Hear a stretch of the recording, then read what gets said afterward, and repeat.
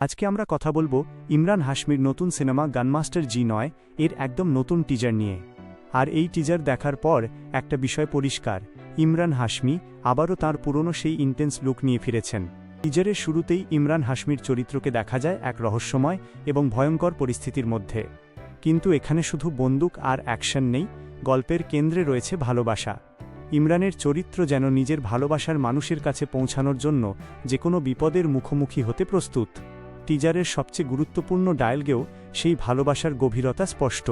তিনি মহাদেবের কাছে প্রার্থনা করছেন তার জীবন যেন তার ভালোবাসার কাছে পৌঁছানোর আগে শেষ না হয়ে যায়। অর্থাৎ বোঝাই যাচ্ছে এই সিনেমায় ইমরানের চরিত্র একজন এমন প্রেমিক যার ভালোবাসার পথে রয়েছে বড় বিপদ এবং শত্রু।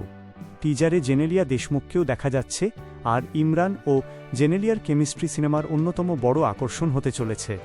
এর পাশাপাশি রয়েছে প্রচুর অ্যাকশন, বন্দুক, মারামারি এবং দ্রুত গতির অ্যাকশন দৃশ্য। তাই গানমাস্টার জি9কে শুধুমাত্র রোমান্টিক সিনেমা বলা যাবে না, এটি মূলত রোমান্স, অ্যাকশন এবং মিউজিকের মিশ্রণ। মিউজিক এবং নস্টালজিয়া। আর একটা জিনিস পুরনো ইমরান হাশমি ভক্তদের অবশ্যই ভালো লাগবে, সিনেমার মিউজিক করছেন হিমেশ রেশমিয়া।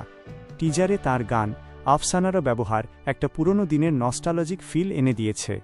আর মজার ব্যাপার হলো, ইমরান হাশমি, পরিচালক আদিত্য দত্ত এবং হিমেশ রেশমিয়া এই তিনজনের আগে আশিক বানায়া আপনি এর মতো সিনেমায় একসঙ্গে কাজ করেছেন।